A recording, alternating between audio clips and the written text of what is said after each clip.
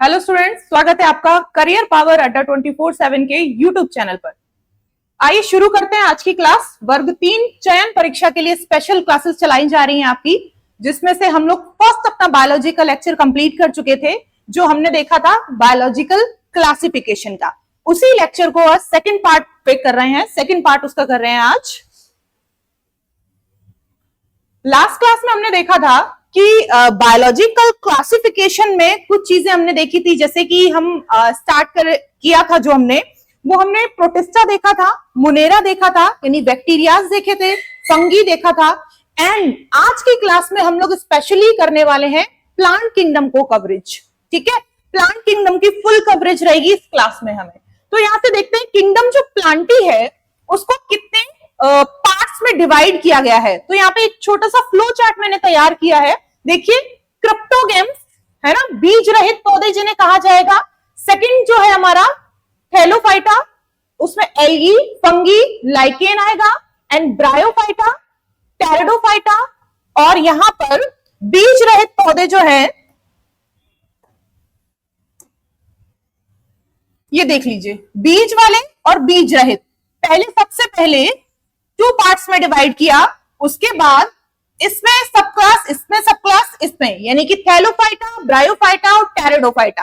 And plus जब हम फेनेरोगेम्स की बात करते हैं, जो कि बीज वाले पौधे हैं, उनमें हमने 2 टाइप से डिवाइड किया है। 2 टाइप से कैसे? Gymnosperm and angiosperm. तो अगर हम जिम्नोस्पर्म की बात करते हैं तो हमने अगेन फिर से 2 पार्ट्स में डिवाइड किया, मोनोकॉट एंड डाइकॉट। मोनोकॉट को हिंदी में कहेंगे एक बीज पत्री, एक बीज पत्री, और डाइकॉट को हिंदी में कहेंगे द्विबीज पत्री, द्विबीज पत्री।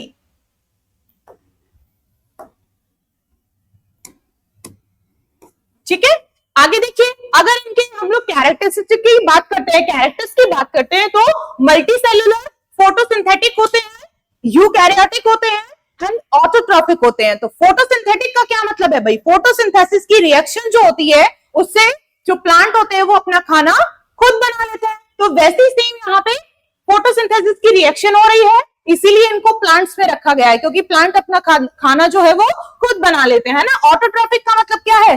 खुद से खाना, स्वयं पोषी। हिंदी में क्या कहेंगे ऑटोट्रॉफिक को? स्वयं पोषी, खुद से खाना बना लेना, दूसरे पर डिपेंड नहीं रहना। ठीक है। एंड मल्टीसेलुलर का मतलब है जिसमें बहुत सारी सेल हो। हमने कल के लेक्चर में भी देखा था, प्रीवियस लेक्चर में अपने, कि कुछ प्लांट्स जो है वो यूनिसेलुलर है और कुछ प्लांट जो है वो मल्टीसेलुलर है। तो यूनिसेलुलर एक कोशिकीय जंतु या एक कोशिकीय प्लांट, और मल्टीसेलुलर का मतलब है जिनमें बहुत सारी कोशिकाएं हो, बहुत सारी सेल्स हो। ठीक है, आगे चलते हैं, देखिए एक एक करके। तो सबसे पहले हम लोग थैलोफाइटा को पढ़ेंगे, थैलोफाइटा। ठीक है, उसके बाद फिर हम लोग ब्रायोफाइटा कवरेज करेंगे, टेरिडोफाइटा, जिम्नोस्पर्म और एंजियोस्पर्म। इस तरीके से हम लोग एक एक करके पूरा अपना कवर करेंगे। तो सबसे पहले हमने थैलोफाइटा उठाया भाई। देखिए, they are usually found in moist और वेट प्लेसेस, यानी कि हमारे गीले और नमी वाले क्षेत्रों में ही क्या मिलता है? हमारा थैलोफाइटा ग्रुप का प्लांट जो है वो मिलता है। सबसे पहले एग्जाम्पल के तौर पे हम यहां देखते हैं तो हम एल्गी को लेते हैं। ठीक है, एल्गी मतलब शैवाल। क्या उठाएंगे हम लोग सबसे पहले इसमें एग्जाम्पल में? शैवाल, एल्गे को उठाएंगे, एल्गे, एल्गे। तो एल्गे की जब हम बात करें तो this is due to the absence of true root and vascular tissue that is needed to. क्या कह रहे हैं? देखो, जिसको ट्रांसपोर्टेशन की जरूरत होती है प्लांट में, ट्रांसपोर्ट का मतलब क्या होता है? एक जगह से दूसरी जगह तक चीजों को पहुंचाना। यानी कि अगर हम वाटर की बात करें, हम मिनरल्स की बात करें, तो एक जैसे हम प्लांट की बात करते हैं तो सबको पता है कि क्लोरोफिल कहां होता है? पत्तियों में होता है ना। कोई दूसरे प्लांट की जब हम बात करते हैं, और अगर हम फोटोसिंथेसिस रिएक्शन की बात करें कि प्लांट भाई खाना कैसे बनाते हैं, तो फोटोसिंथेसिस रिएक्शन के थ्रू बनाते हैं। अब फोटोसिंथेसिस की रिएक्शन कहां होती है प्लांट्स में? पत्तियों में होती है ना, क्योंकि पत्तियों में ही क्लोरोफिल पाया जाता है। अगर हम देखें कि पत्तियों में खाना बन रहा है, लेकिन उसके रूट तक, उसकी स्टेम तक, उसके टिप तक खाना जा कैसे रहा है? तो खाना जा कैसे रहा है? वेस्कुलर टिश्यू के द्वारा। वेस्कुलर टिश्यू को हिंदी में क्या कहेंगे? संवहनीय ऊतक। अब संवहनीय ऊतक क्या होते हैं? कि जिनकी वजह से या जिनके कारण एक जगह से खाना दूसरी जगह तक पहुंचाया जाता है, ट्रांसपोर्ट किया जाता है। ठीक है, तो यहाँ पे इनकी कोई संभावना नहीं है, नहीं पाए जाते। अब आप कहेंगे तो फिर भाई खाना कैसे इधर उधर पहुंचता है? तो वो जो प्लांट स्ट्रक्चर है इनका जो थैलस लाइक है ना, क्यों थैलोफाइटा कहा गया? क्योंकि थैलस लाइक स्ट्रक्चर है, फैले हुए मिलते हैं, है ना। जैसे आपने काई लगी देखी होगी, कुछ गीली सतह पर, कुछ पानी में, कुछ ऐसी जगह पर जहां बहुत कीचड़ पीचड़ हो, है ना। तो ऐसी जगह पर जब काई दिखती है तो वो काई ही बड़ा रूप धारण कर लेती है एज ए प्लांट, उसको ही एल्गी का नाम देते हैं। ठीक है, आगे देखिए, they are autotrophic in nature. Nature कैसा है इनका? ऑटोट्रॉफिक है, यानी खुद से ही खाना बना लेते हैं ये। Most member of this group manufacture their own food. खुद खाना बना लेते हैं ना, लेकिन कुछ जो मेंबर है लाइक फंगी, वो डिपेंडेंट भी है किस पर?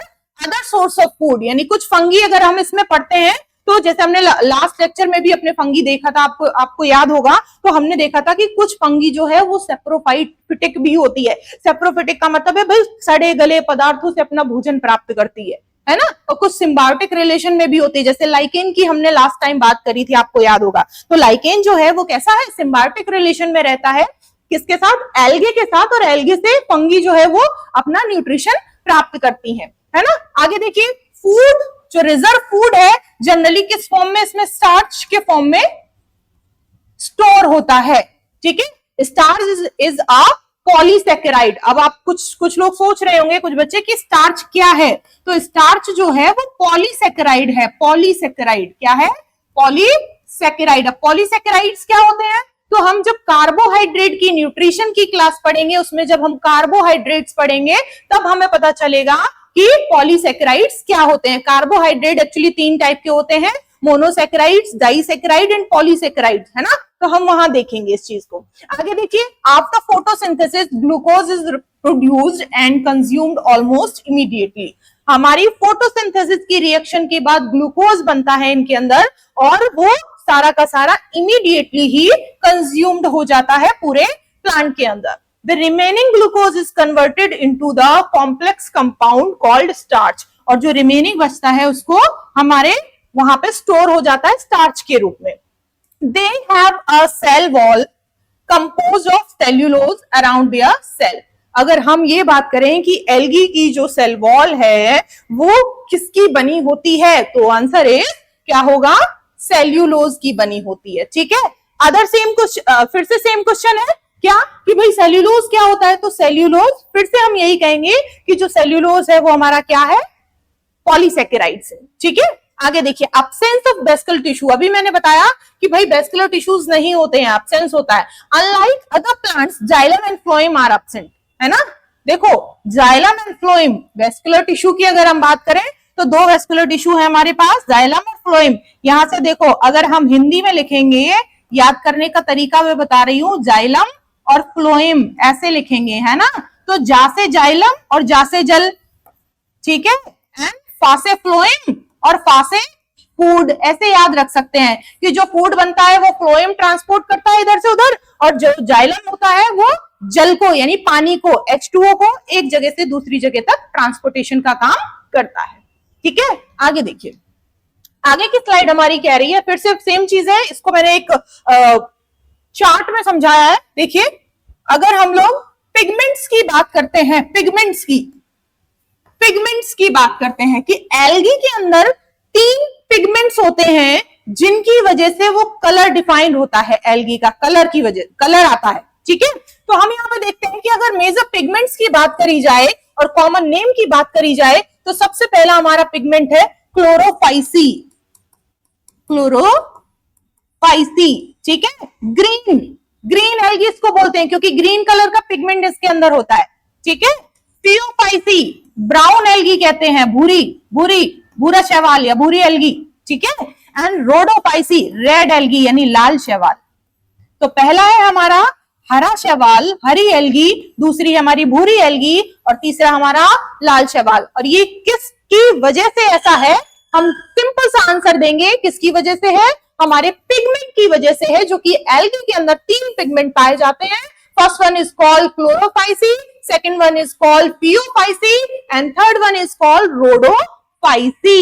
ये पिगमेंट्स की वजह से कलर होता है और इन्हीं पिगमेंट की वजह से उनके अंदर जो स्टोर्ड फूड है वो अलग अलग टाइप का पाया जाता है। जैसे अगर हम स्टोर्ड फूड की बात करेंगे तो देखिए क्लोरोफाइसी वाले में स्टार्च स्टोर्ड होता है ना। फियोफाइसी वाले में हमारे लेमिनेरिया नाम की एक शैवाल होती है, वो यहाँ पे क्या बोलते हैं स्टोर होती है ना। एंड नेक्स्ट हमारे यहाँ पे फ्लोरिडियन एक स्टार्च होता है, वो हम यहाँ पे स्टोर होता है। अब देखो सेल वॉल की अगर क्वेश्चन आ जाए, सेल वॉल से अभी हमने बात की थी कि भाई बताइए जो हमारा क्लोरोफाइसी है उसकी सेल वॉल किस चीज की बनी होती है, किस कार्बोहाइड्रेट की बनी होती है, तो आंसर है सेल्यूलोज। दूसरा क्वेश्चन पूछ सकता है कि फियोफाइसी की सेल वॉल, तो फिर से अगेन सेल्यूलोज। एंड रोडोफाइसी की जो सेल वॉल होती है फिर से हम 3 आंसर देंगे इसके, सेल्यूलोज भी हो सकता है, पैक्टिन भी हो सकता है एंड ईस्टर्स भी हो सकता है एंड पॉलीसल्फेट भी हो सकता है। तो इस तरीके से हम स्टोर्ड फूड से भी क्वेश्चन बन सकता है एंड सेल वॉल से भी क्वेश्चन बन सकता है एंड पिगमेंट से भी क्वेश्चन बन सकता है। और पिगमेंट की कारण इनके कुछ कॉमन नेम पड़े हैं, जैसे अभी मैंने बात करी कि भाई भूरा शैवाल क्या है ना, हरा शैवाल क्या है, लाल शैवाल क्या है, तो कुछ कॉमन नाम है, उनसे भी क्वेश्चन बन सकता है कि भाई किसकी वजह से है। अब यहाँ पे कुछ एग्जांपल्स हैं जिनको देकर हम पूछ लेते हैं कई बारी कि इनमें किस कलर का पिगमेंट पाया जाता है। तो आप कारा याद रखिए और स्पायरोगायरा और क्लेमाइडोमोनास, ये 3 याद रखेंगे, इनसे क्वेश्चन बनता है। ठीक है, नेक्स्ट हमारा लेमिनेरिया से क्वेश्चन बनता है, सारगसम से क्वेश्चन बनता है, फ्यूकस से क्वेश्चन बनता है। तो लेमिनेरिया से एक बहुत अच्छा क्वेश्चन बनता है कि भाई बताइए आयोडीन जो है वो किस एल्गी से प्राप्त करते हैं, आयोडीन। ठीक है, यहां से क्वेश्चन बनता है। एंड नेक्स्ट इससे हम लोग याद रखेंगे, आप पोरफायरा याद रख लीजिए, पोरफायरा से आपका काम चल जाएगा। ग्लेसिलेरिया भी कह सकते हैं, ग्लेसिलेरिया भी याद रख सकते हैं, लेकिन पोरफायरा ज्यादातर पूछा जाता है।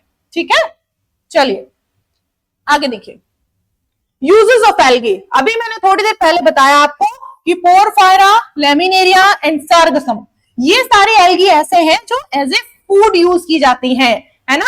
सारी एल्गी कैसी हैं, एज ए फूड यूज की जाती है इंडिया के अंदर। आगे देखिए क्लोरेला की बात करें हम, यूनिसेलुलर एल्गा है, रिच प्रोटीन होता है इसमें एंड यूज क्या है इसका, फूड सप्लीमेंट। एंड सबसे इंपॉर्टेंट क्वेश्चन हमने देखा है कि हमारा जो क्लोरेला नामक एल्गे है, क्लोरेला जो शैवाल है, वो स्पेस में ले जाने के काम में आता है, स्पेस में। अब देखो स्पेस में अगर अंतरिक्ष यात्री जो लोग होते हैं अंतरिक्ष में जाते हैं सर्च करने के लिए चीजों को, वो अगर रोटी सब्जी ले जाएंगे तो काफी टाइम तक 6 महीने 8 महीने है ना 3 साल ऐसे लग जाते हैं। तो रोटी सब्जी तो ले नहीं जा सकते, ऐसा कुछ स्टोर्ड फूड भी नहीं ले जा सकते, क्योंकि कई जो फूड होता है वो कभी ना कभी तो सड़ेगा, 10 दिन बाद, 15 दिन बाद, 1 महीने बाद, 2 महीने बाद, कभी ना कभी तो सड़ेगा। लेकिन क्लोरेला नामक जो एल्गी है वो अपने प्लेन की उसमें अंतरिक्ष यान में उसको उगा कर ले जाते हैं, है ना, और फिर उससे आयोडीन प्राप्त करते हैं एज ए फूड, और बहुत सारी चीजें, प्रोटीन भी अच्छी रिच सोर्स होता है तो प्रोटीन भी उससे मिलती है ना, कार्बोहाइड्रेट भी मिलता है। तो सारी चीजों को अपने न्यूट्रिशन को पूरा करने के लिए क्लोरेला को हम लोग स्पेस ट्रेवलर, या हम लोग भी यूज करते हैं, आम नागरिक भी यूज करते हैं, लेकिन स्पेस ट्रेवलर स्पेशली यूज करते हैं क्योंकि काफी टाइम तक वो सेफ रह सकती है और उससे पोषण प्राप्त हो सकता है। ठीक है, आगे देखिए यहाँ पे कह रहे हैं कि इनका उपयोग भोजन में, अभी हमने बताया भाई है ना, बायोडीजल ईंधन में, जीवाणु वृद्धि माध्यम में, गाढ़ा करने के लिए एजेंट के रूप में भी किया जाता है। ठीक है, बहुत सारे ऐसी चीजें होती हैं जो लोग क्या करते हैं चीजों को, जैसे हमने बात करी कि एज ए कुछ सैलिड हमें खाना है, ठीक है, बहुत सारी जगह पे एज ए सैलिड कच्ची एल्गी खाई जाती है एज ए सैलिड के रूप में, किसी जगह एज ए वेजिटेबल भी खाई जाती है कि भाई सब्जी बना लिया और फिर खा लिया, है ना। तो इस तरीके से बहुत अलग अलग जगह पे एल्गी का यूज होता है। ब्रायोफाइट्स क्या है, देखिए अभी हमने पढ़ा थैलोफाइटा ग्रुप, है ना, अभी हमने फर्स्ट कवर किया है थैलोफाइटा ग्रुप, अब हम सेकंड अपना ग्रुप कवर कर रहे हैं, सेकंड फाइलम कवर कर रहे हैं, कौन सा, ब्रायोफाइट्स, है ना। अब देखो ब्रायोफाइट्स को हिंदी में भी ब्रायोफाइट ही कहते हैं भाई। ये क्या है, ये प्लांट्स का एक ग्रुप है जिसमें मॉसेस आता है, लिवरवर्ट्स आता है, हॉर्नवर्ट्स शामिल हैं। ठीक है, गैर संवहनीय पौधे हैं, इनमें भी भाई वेस्कुलर टिश्यूज नहीं होते हैं। ठीक है, जाइलम और फ्लोएम नहीं होते हैं, एंड जो पानी और पोषक तत्वों को पूरे पौधे तक ले जाते हैं। अगर जाइलम और फ्लोएम की बात करें, अभी हमने थोड़ी देर पहले ही पढ़ा है क्या कि जो संवहनीय ऊतक है वो जाइलम और फ्लोएम वो हमारे ट्रांसपोर्टेशन का काम करते हैं, पानी को खाने को एक जगह से दूसरे जगह तक ले जाने का काम करते हैं, तो वो यहाँ पे नहीं है। अब देखो अगर देखो ब्रायोफाइट्स जो हैं उनका पारिस्थितिक महत्व बहुत है।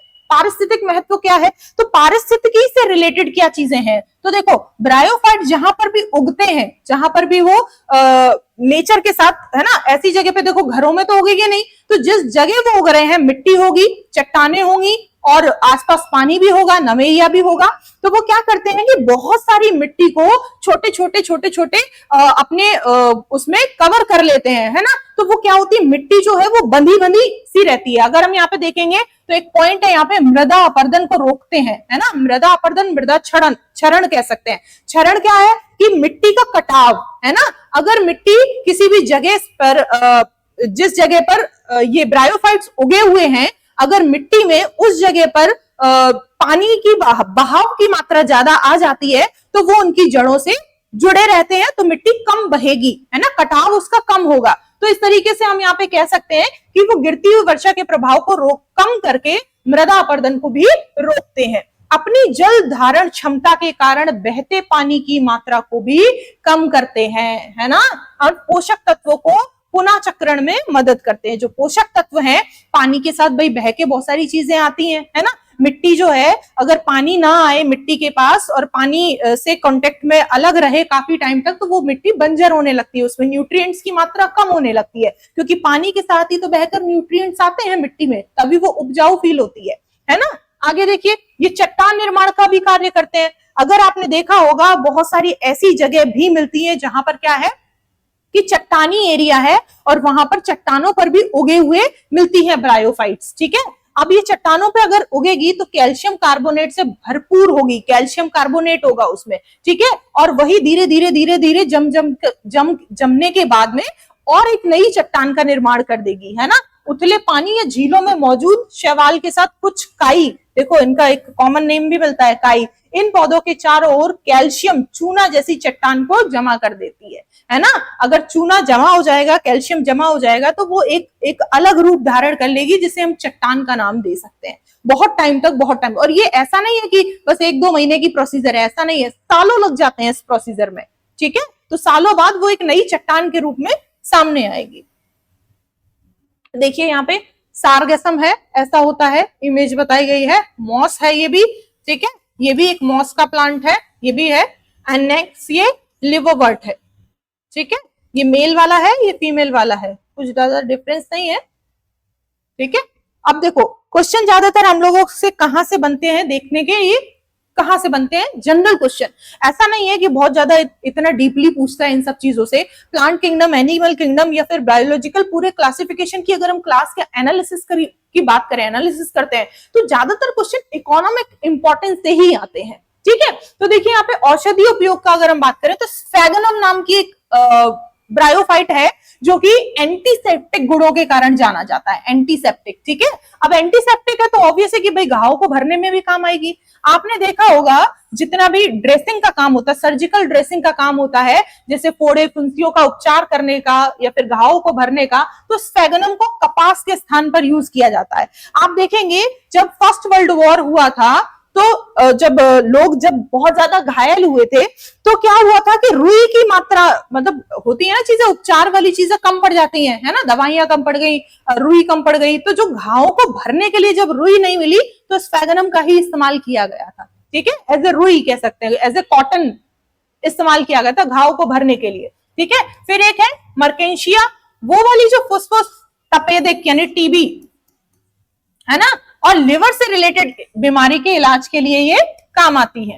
एंड सूखे स्फेगनम के काढ़े का उपयोग करके तीव्र रक्तस्राव और नेत्र संक्रमण में भी उपचार किया जाता है। नेत्र संक्रमण यानी कि जो आई इन्फेक्शन होता है उसमें भी इसका यूज किया जाता है। एंड तीव्र जो रक्तस्राव है ना, बहुत ज्यादा जब चोट लग जाती है, खून बहने लगता है, तो उसमें भी इसका काढ़े का उपयोग किया जाता है सूखे स्फेगनम का, ताकि उस चीज को रोका जा सके, ठीक है।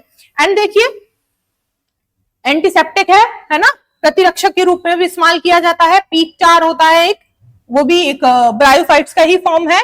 एंड एंटीबायोटिक गुणों वाले कुछ ब्रायोफाइट्स एंटीबायोटिक पदार्थ निकाले जा सकते हैं। हम ये कह सकते हैं बहुत सारे ब्रायोफाइट्स का हमारी मेडिकल इंडस्ट्री में बहुत अच्छा खासा इस्तेमाल किया जा सकता है। ठीक है, चलिए, बहुत सारे इलाजों के लिए इसको इस्तेमाल किया गया है।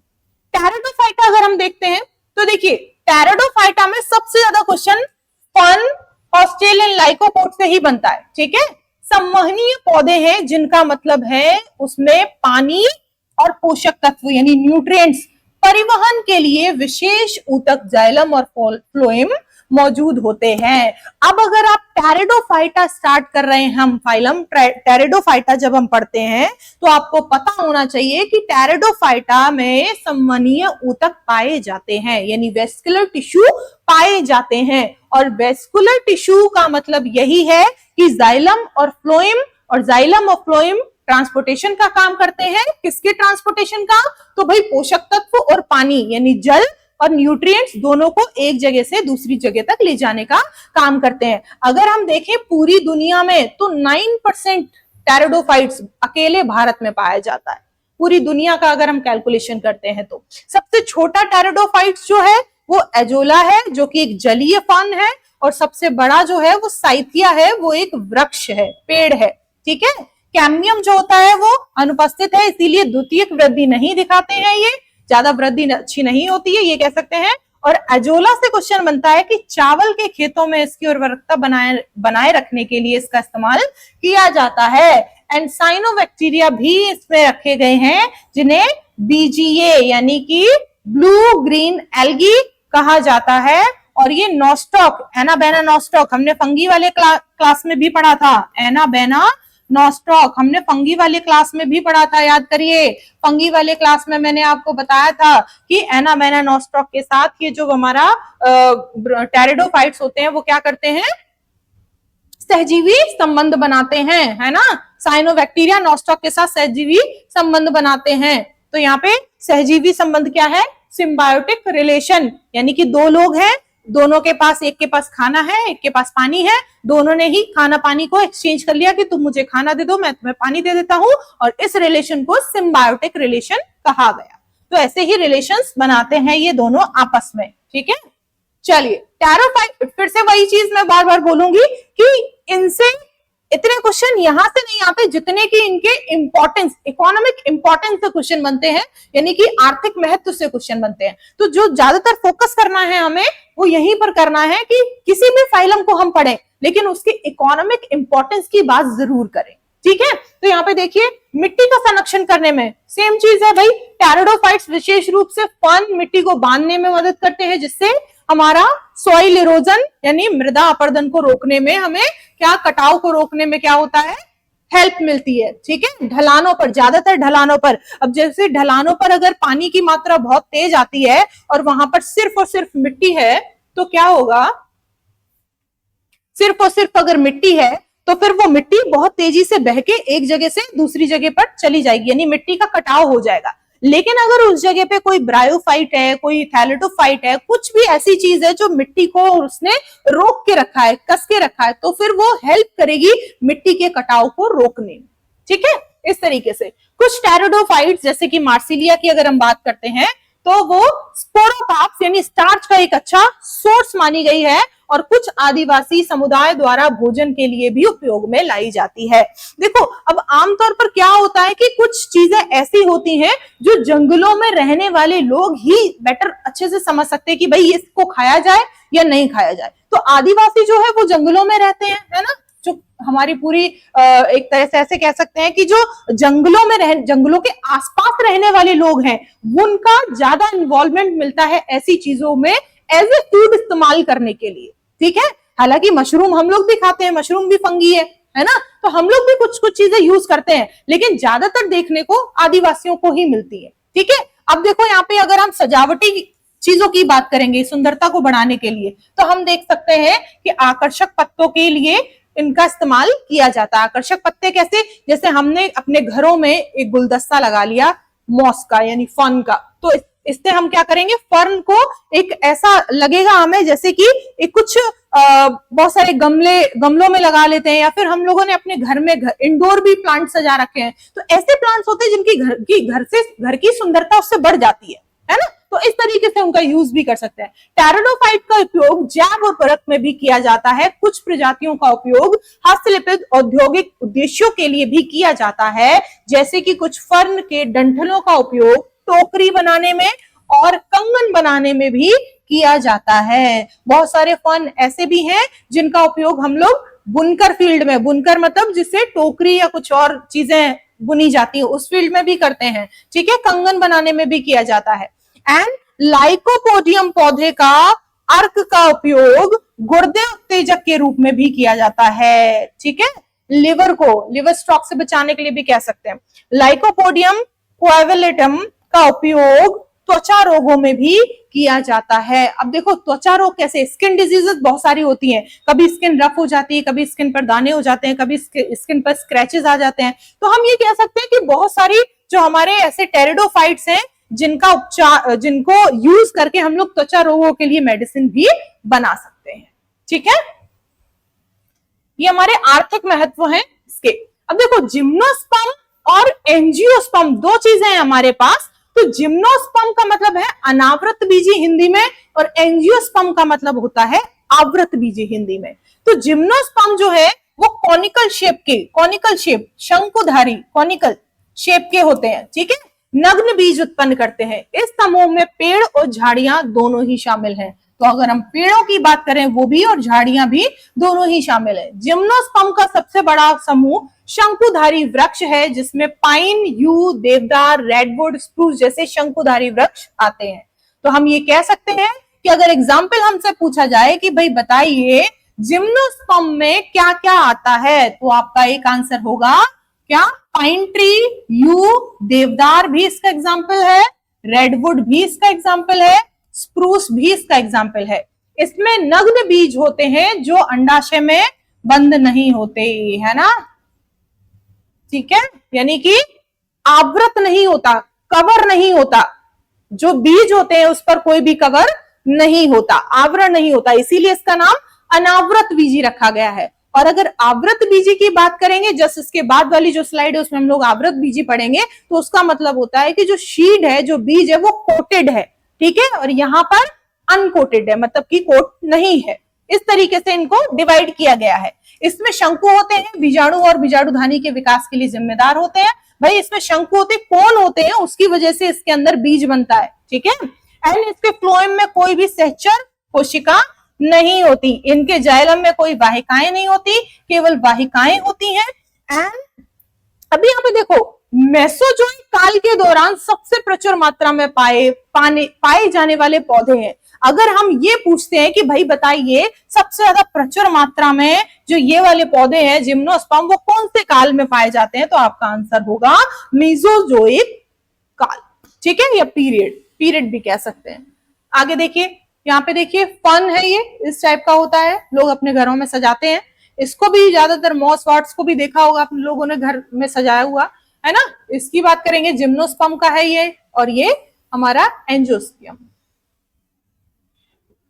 अब जिम्नोस्पर्म का आर्थिक महत्व क्या है, तो जिम्नोस्पर्म जो है भाई, आप हमेशा याद रखिए कि जिम्नोस्पर्म हमेशा लकड़ी और कागज, ठीक है, इनके लिए स्पेशली इनको, क्योंकि देखो तना जो है इनका बहुत मोटा होता है। ऐसे पेड़ होते हैं ये कि इनका तना लगभग बहुत मोटा, जैसे आम का पेड़ है, ऐसे कुछ पेड़ होते हैं, है ना। तो लकड़ी और कागज के लिए स्पेशली इनको यूज में लाया जाता है। दवाइयां भी कह सकते हैं, सजावट के तौर पे भी कह सकते हैं, लेकिन जो स्पेशली इनका यूसेज है वो लकड़ी और कागज का ही है, ठीक है। विशेष रूप से शंकुधारी इमारती लकड़ी के लिए इसको महत्वपूर्ण स्रोत है। देखिए चीड़ का पेड़, देवदार का पेड़, स्प्रूस, ठीक है, इन सब का जो है वो किया जाता है। आगे देखिए, एक साइकस से क्वेश्चन बनता है कि भाई साबूदाना बनाने के लिए किसका उपयोग किया जाता है, साबूदाना बनाने के लिए किस जिम्नोस्पर्म का यूज किया जाता है, तो आंसर होगा साइकस का यूज किया जाता है। जिम्नोस्पर्म में प्राप्त विभिन्न तेलों का सौंदर्य प्रसाधन में,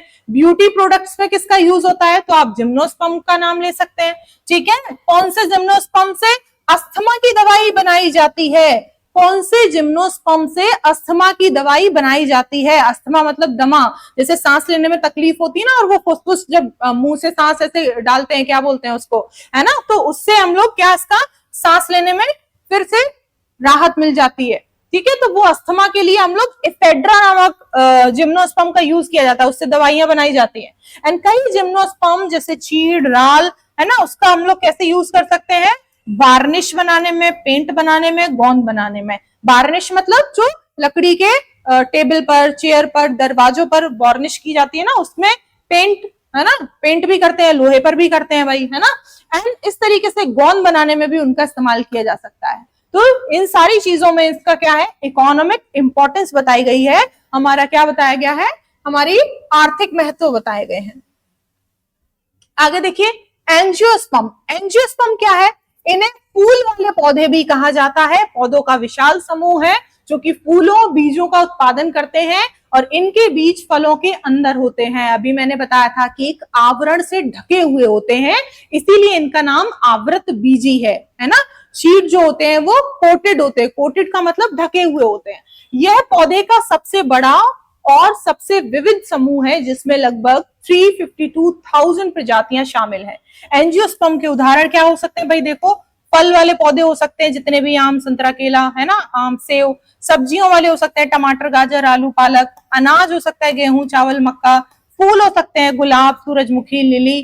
तो ये सारे जो पौधे हैं वो हमारे किस में आएंगे? एंजियोस्पर्म में आएंगे, आवृत बीजी में आएंगे। इनमें से कुछ भी आपको एग्जाम्पल देकर पूछ लिया जाए कि भाई बताइए, एंजियोस्पर्म या जिम्नोस्पर्म किस कैटेगरी का ये पौधा है या किस कैटेगरी का ये पेड़ है, तो आपकी रिस्पॉन्सिबिलिटी है क्या लगाना? आवृत बीजी या फिर एंजियोस्पर्म को टिक करना। नेक्स्ट देखिए, इसके एग्जाम्पल है, सनफ्लावर है, रोज है, एप्पल ट्री है ना, ये सब चीजें इसके एग्जाम्पल्स में है। अब देखिए, इकोनॉमिक इंपॉर्टेंस अगर देखी जाए तो भाई क्या है? तो एंजियोस्पर्म जो है दुनिया भर में खाए जाने वाले अधिकांश खाद्य पदार्थों के स्रोत है। ज्यादातर ये पौधे खाए जाते हैं ना, सजावट के लिए बहुत कम यूज किया जाता है। भाई कभी देखा आपने घर में गमले में आम का पेड़ किसी ने उगा लिया, गेहूं की फसल उगा ली, मक्का की फसल उगा ली, बहुत कम चावल की फसल किसी ने घर में ही उगा ली हो सजावट के लिए, नहीं होता। तो ज्यादातर कैसे स्रोत है इनमें? खाद्य स्रोत है ना। अनाज ले लिया हमने, गेहूं, चावल, मक्का, फल ले लिया, सब्जियां ले लिया, मेवे ले लिए, ये सारी की सारी चीजें क्या है हमारी? ये हमारी खाद्य सामग्री को इंडिकेट करती हैं। कुछ एंजियोस्पर्म ऐसे भी हैं जिनसे औषधियां बनाई जाती है, मेडिसिन इंडस्ट्रीज में इनका यूज होता है ना। जैसे कि हम यहाँ पे देखेंगे, विभिन्न बीमारियों के लिए किया जाता है। विंटर ग्रीन है ना, एस्पिरिन, सिंकोना से कुनोन है ना, कुनैन। कुछ एंजियोस्पर्म जैसे लकड़ी का उपयोग भी ईंधन के रूप में किया जाता है। देखो, एस्पिरिन भी एक दवाई का नाम है, दवाई बनाई जाती है ना। सिंकोना से क्या बनाई जाती है? कुनैन बनाई जाती है, कुनैन। तो आप देखेंगे एस्पिरिन भी एक बॉडी रिलीफ के लिए मेडिसिन होती है ना, दर्द के लिए, आई थिंक बुखार के लिए और दर्द के लिए एस्पिरिन होती है। एंड कुनैन मलेरिया की दवाई है। किसकी दवाई है? मलेरिया की दवाई है। सिंकोना से कुनैन बनाई जाती है, मलेरिया के पेशेंट्स को कुनैन दी जाती है। कपास के लिए, जूट के लिए स्तन, ठीक है। जैसे आपने पुराने घरों में कोई गांव से रिलेट करता है तो चारपाई देखी होगी बहुत पुरानी वाली, तो वो वैसे जूट की बनी होती है। जूट प्रॉपर नहीं होता, वो सन ही होता है, सन बोलते हैं, लेकिन लगती वो जूट जैसी है, ठीक है। तो वो सन जूट का काम करता है। एंड फाइबर एंजियोस्पर्म से प्राप्त किए जाते हैं और जिनका उपयोग कपड़े बनाने में भी किया जाता है। कुछ जो ऐसे कॉटन रिलेट करती है, कपास है ना, उससे हम लोग क्या, कपास से कॉटन से तो कपड़े बनते ही है ना, लेकिन कुछ और चीजें भी हैं जिनसे कपड़े फाइबर जैसे मिलती हैं, तो उनसे कपड़े बनाए जा सकते हैं। तो वो यही कह रहे हैं, एंजियोस्पर्म से जिनका उपयोग कपड़े बनाने में किया जा सकता है, ठीक है। उसके बाद एक और बहुत मोस्ट इंपॉर्टेंट क्वेश्चन बनता है, सोयाबीन, सूरजमुखी और मूंगफली जैसे एंजियोस्पर्म से तेल बनाया जाता है, ऑयल बनाया जाता है, ठीक है। महत्वपूर्ण स्रोत है किसके? सोयाबीन का भी ऑयल बनता है, सूरजमुखी के तेल से भी, फ्लावर से भी ऑयल बनता है ना, सूरजमुखी। एंड यहाँ पे मूंगफली। ऐसे करके हम लोग क्या कर रहे हैं? इनको तेल बना रहे हैं, क्रीम्स बना रहे हैं, जेली बना रहे हैं, ये सब चीजें बना रहे हैं जो कि सौंदर्य प्रसाधनों में, ब्यूटी प्रोडक्ट्स में काम आती हैं। जैसे हमने जेली बनाई, ग्लिसरीन बनाई, और हमने बहुत सारी चीजें बनाई जो कि हमारे ब्यूटी प्रोडक्ट को इंडिकेट करती हैं। ठीक है, नेक्स्ट हमारा कहता है जिम्नोस्पर्म और एंजियोस्पर्म में क्या डिफरेंस है। तो जब डिफरेंस की हम बात करते हैं तो हम देखते हैं कि भाई बताओ, तो सबसे पहला मेन डिफरेंस यही है कि पुष्प नहीं बनते और यहाँ पर पुष्प बनते हैं। ठीक है, ये कैसे हैं? जो एंजियोस्पर्म है वो फ्लावरिंग प्लांट है और जिम्नोस्पर्म जो है वो नॉन फ्लावरिंग प्लांट है। फिर दूसरा हमारा डिफरेंस कहता है कि इसमें आवृत यानी एक कोटेड होते हैं, शीट जो है वो कोटेड होते हैं और यहां पर शीट जो है वो कोटेड नहीं होते। Sheet enclosed with in ovary है ना, और यहाँ पे अन इनक्लोज्ड नेकेड शीट, यहाँ पे नग्न शीट पाए जाते हैं, नग्न बीज, और यहाँ पे कोटेड है, इनक्लोज्ड है, बाउंडेड है। ठीक है, यहाँ पर तो ये भी हो गया। दूसरा कहते हैं इन्हें नग्न बीजी कहते हैं, इन्हें आवृत बीजी कहते हैं। ये तो भाई मेन डिफरेंस ही है, अनावृत बीजी और आवृत बीजी, या फिर अनावृत बीजी और आवृत बीजी, ये तो मेन ही डिफरेंस है। ठीक है, नेक्स्ट है इनमें अंडाशय नहीं होता तो इनमें फल नहीं बनता। ऑब्वियस है कि अंडाशय नहीं होगा तो फल ही नहीं बनेगा, फ्रूट ही नहीं बनेगा। ठीक है, सेम चीज यहाँ पे भी है कि भाई इनमें जो है वो फल नहीं बनता, फ्लावरिंग है ना। आगे देखिए, यहाँ पे कह रहे हैं कि बहुवर्षीय सदाबहार काष्ठीय वन होते जैसे चीड़, देवदार, साइकस, और यहाँ क्या कह रहे हैं कि ये भी सदाबहार पतझड़ वाले काष्ठीय कोमल सभी प्रकार के इसमें होते हैं। एक वर्षीय भी होते हैं, बहुवर्षीय भी होते हैं, यानी जिनकी लाइफ साइकिल 1 साल की पेड़ की है वो भी इसमें आते हैं, और जिनकी लाइफ साइकिल जो है वो कितना बहुत सारे सालों की है, 8 से 10, 15, 20, तो वो भी इसमें आते हैं। तो इस तरीके से है ना, यहाँ पे देखो मेनली पॉल्यूटेड बाय विंड है ना, जिम्नोस्पर्म जो है वो विंड के द्वारा पॉल्यूटेड होते हैं, और यहाँ पर जो है वो एनिमल के द्वारा भी हो सकते हैं, विंड के द्वारा भी हो सकते हैं, और वाटर के द्वारा भी हो सकते हैं। तो इस तरीके से ये हमारा जो है वो फुल चैप्टर हमारा प्लांट किंगडम जो है वो आपका यहाँ पे खत्म होता है। प्लांट किंगडम में हमेशा याद रखिए, प्लांट किंगडम से बहुत सिंपल से क्वेश्चन बनते हैं, ज्यादा डीप नहीं जाना है आपको, सिर्फ इकोनॉमिक इंपॉर्टेंस पर फोकस करेंगे तो भी आपका बहुत अच्छे से पेपर क्लियर हो जाएगा। ठीक है, नेक्स्ट क्लास में हम लोग एनिमल किंगडम करेंगे। एनिमल किंगडम नेक्स्ट क्लास से हम लोग शुरू करेंगे। अभी हमने क्या पढ़ा है? हमने मोनेरा पढ़ा, हमने प्रोटिस्टा पढ़ा, हमने फंगी पढ़ा, फंजी, एंड हमने थर्ड पढ़ा प्लांट किंगडम। अभी नेक्स्ट क्लास जो होगी हमारी वो एनिमल किंगडम की रहेगी। ठीक है, चलिए, थैंक यू। एक हमारा नया बैच बैंक का स्टार्ट हो रहा है 8 to 11 AM, तो जिसको ज्वाइन करना है वो कर सकते हैं।